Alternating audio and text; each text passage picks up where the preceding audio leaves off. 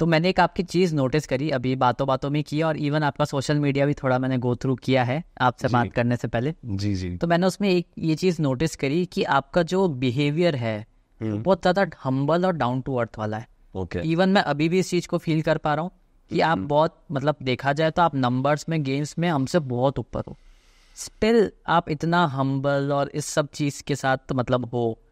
और आज का अगर हम देखें, जो अगर 1000 किसी के सब्सक्राइबर या फॉलोवर हो जाते हैं तो वो ज़मीन से 10 फीट ऊपर उठ के चलता है कि भाई हम तो सेलिब्रिटी हैं। तो ये वाली चीज़ आपने बताओ कैसे मेंटेन कर रखी है कि आप इतना डाउन टू अर्थ रहते हो?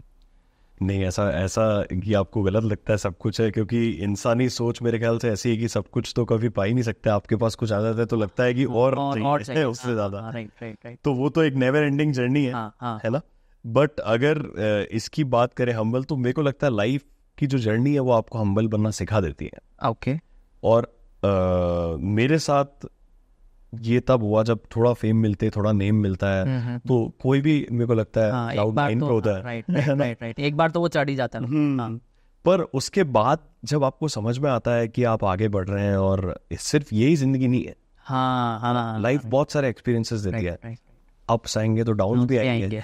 तो उन डाउन्स पे आप अगर ये समझ गए कि हम्बलनेस जरूरी है और विनम्रता आपके चरित्र में ही होनी चाहिए, पहले से ही होनी चाहिए, है ना, और तभी आप आगे बढ़ सकते हैं। राइट। मेरे को लगता है ये पर्सनली, मैं सबको साथ के लिए ये नहीं बोलूंगा, मेरे को ऐसा पर्सनली लगता है कि सबको साथ, ये मुट्ठी कैसे बनी है, 5 उंगलियों से बनी है।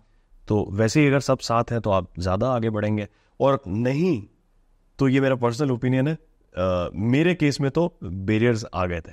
अच्छा। तो उन बैरियर्स को पार करने के लिए आपको पहले जमीन से जुड़ा होना ज्यादा जरूरी है। ओके, कुछ बैरियर्स बताइए। बैरियर्स जैसे कि मैं कहूँगा कि अगर आप कोई अच्छा काम कर रहे हैं, है ना, तो आप कई सारे लोग इनवाइट करते हैं कई सारी जगहों, है ना। राइट। ठीक है, तो कई बार आप अपने प्रोफेशनल कमिटमेंट्स के लिए उन जगहों पे नहीं जा पाते। हाँ। ऐसा होता है, सबके साथ होता है। सही बात है। हाँ। पर समय निकालना उन जगहों पे जाने के लिए, उन लोगों से मिलने के लिए, वो बहुत इम्पोर्टेंट है। फिर चाहे आप अर्श पे हो चाहे फर्श पे हो।